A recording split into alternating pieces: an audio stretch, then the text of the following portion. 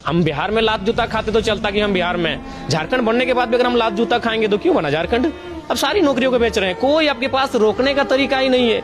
अरे अरुणाचल प्रदेश की घटना याद है, हमारे एक दोस्त ने फॉर्म भरा था, उसको फॉर्म भरने के बाद उसको जमा करने के लिए अरुणाचल प्रदेश बुलाया गया था कि अगर आप इस नौकरी को फॉर्म भर रहे हैं आप ऑनलाइन भरिए, लेकिन आपकी एक कॉपी आपको अरुणाचल प्रदेश, ना वो जा पाया ना उस नौकरी को कर पाएगा। तो आपके पास कोई आइडिया ही नहीं है, अब दे रहे हैं, बांट रहे हैं, बांटिए। इस राज्य के बनने का आज कोई मतलब नहीं होगा। 10% लोगों के लिए होगा, जो विधायक बने, जो सांसद बने उनके लिए होगा, जो कुछ जगहों पे ठीक ठाक आ गए, कुछ लोग बीडीओ सीओ, 2-4 लोग डीएसपी तक बन गए उनके लिए, लेकिन 90% जो जनता है उनको कोई मतलब नहीं हो इस राज्य के बनने का। आज भी वो धक्के खा रहे हैं।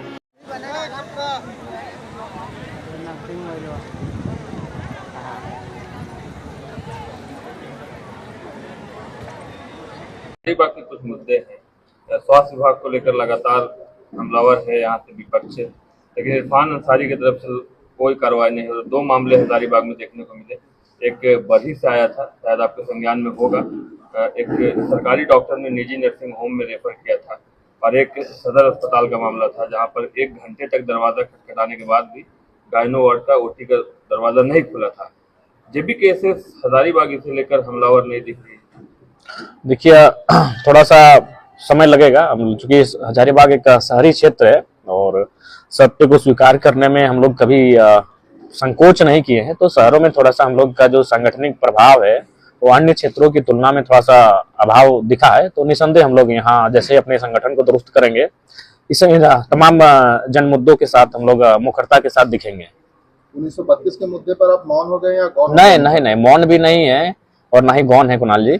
आपको जानकारी होगी, विधानसभा बजट सत्र का जो अंतिम दिन है, जिसे हम लोग गैर सरकारी संकल्प का दिन कहते हैं, वो दिन ऐसा होता है कि जिसमें जब तक उसमें सभी विधायक अपना कोई ना कोई संकल्प डालते हैं और उस पर बहस होता है। चाहे उसके लिए अगर रात भर चलेगा विधानसभा तो रात भर चलती है। तो उस दिन मेरा बहस ही था 1932 के खतियान पर, और सरकार का उत्तर था प्रक्रियाधीन। तो आपको भी जानकारी है कि भाई वो सरकार की चीजें हैं, जो मेजोरिटी के साथ सत्ता में बैठे हैं उनको करना है। बाकी हम आवाज सड़कों पे उठाते थे, सदन में भी हम उठा रहे हैं। ये सवाल इसलिए था ना कि अभी आप डिफेंसिव हो गए हैं, पहले जब वो विधायक नहीं थे तो हर जगह 1932 को बहुत प्रखरता से और कट टू कट बात करते थे।